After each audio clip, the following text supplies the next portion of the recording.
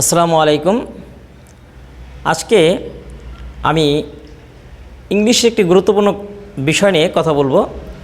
Sometimes we can't understand native speakers speaking.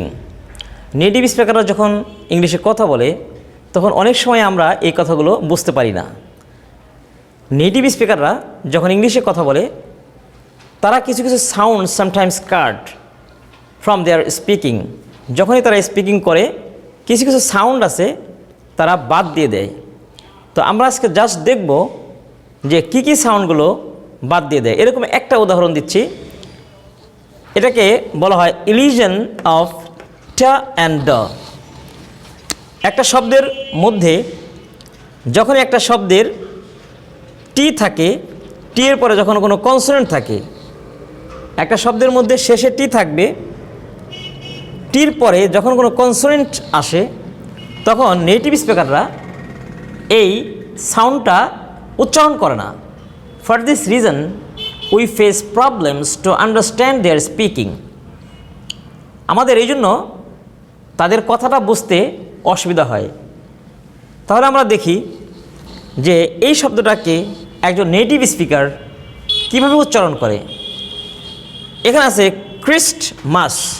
তাহলে আমরা এই টিটাকে খুব শক্ত করে উচ্চারণ করি ক্রিস্টমাস, কিন্তু নেটিভ স্পিকাররা এই টিটাকে উচ্চারণ করে না, বলে ক্রিসমাস। তাহলে আবার একটু লক্ষ্য করি,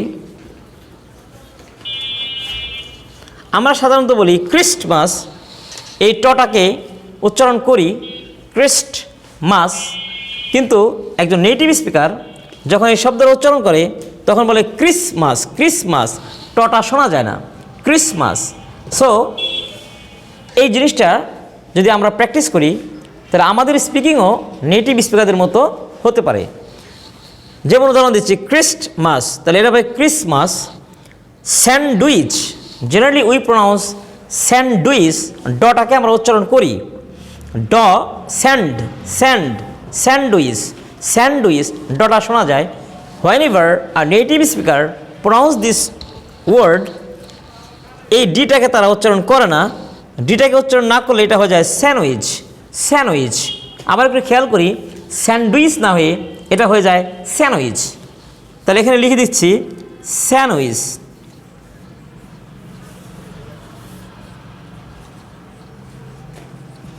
স্যান্ডউইচ। সো যদি আমরা এটা প্রনাউন্স করি স্যান্ডউইচ, নেটিভ স্পিকাররা ডটাকে উচ্চারণ না করে বলে স্যান্ডউইচ। আমরা বলি মাস্ট বি, এই টটাকে উচ্চারণ করি। এখানে যে ট আছে ট, এই টটাকে আমরা বলি must be.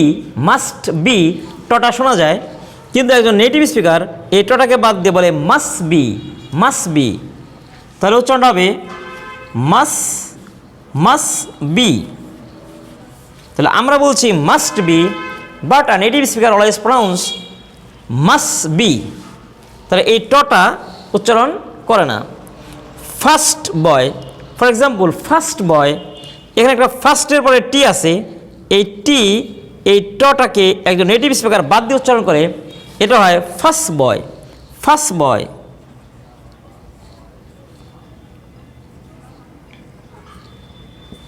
So if we practice to pronounce these words like native speaker, we can speak fluently and smartly.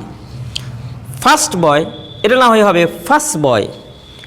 That man, for example that man, এখানে ট আছে, এই টটা উচ্চারণ হবে না, টটা উচ্চারণ না হলে হবে দ্যাট ম্যান। তাহলে এর উচ্চারণ হবে দ্যাট ম্যান। আমরা বলি that man, whenever we pronounce that man, টটা উচ্চারণ হয়, কিন্তু একজন নেটিভ স্পিকার বলে দ্যাট ম্যান। নেক্সট টাইম, তাহলে এই টটা উচ্চারণ না করলে এটা হবে নেক্সট টাইম।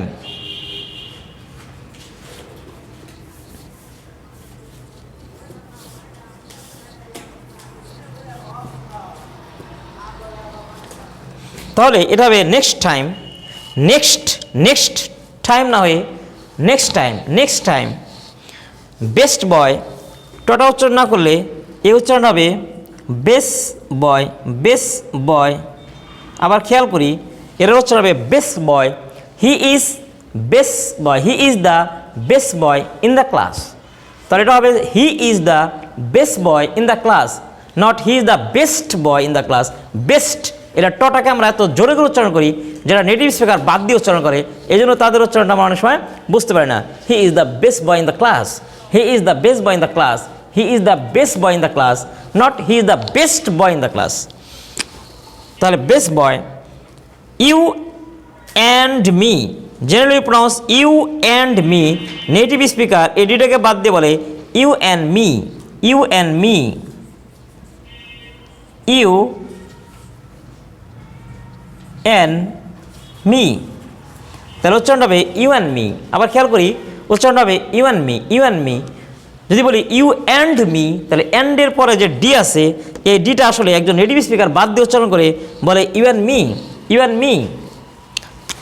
সেকেন্ড ক্লাস না হয়ে ডিটা যদি বাদ যায়, তাহলে এটা হবে second class, second class, second class. So a native speaker always pronounce second class, second class না, ড যে আছে এই ডটা উচ্চারণ হয় না, ডটা বাদ দিয়ে এই ড উচ্চারণটা বাদ দিয়ে বলে সেকেন্ড ক্লাস। তাহলে আবার প্রথম থেকে বলি ক্রিসমাস, আমার সাথে একটু উচ্চারণ করলে ক্লিয়ার হবে।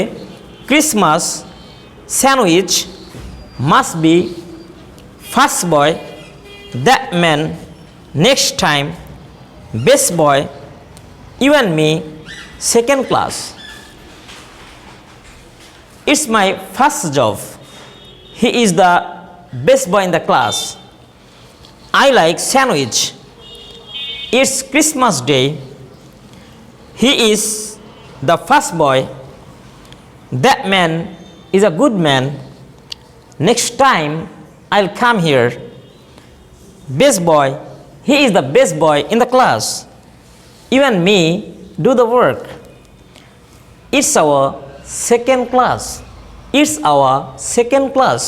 তাহলে উচ্চারণগুলো আবার বলছি, Christmas sandwich must be first boy, that man next time best boy, you and me second class. Thank you everybody for watching my video. জানতো কয় মিনিট হয়েছে?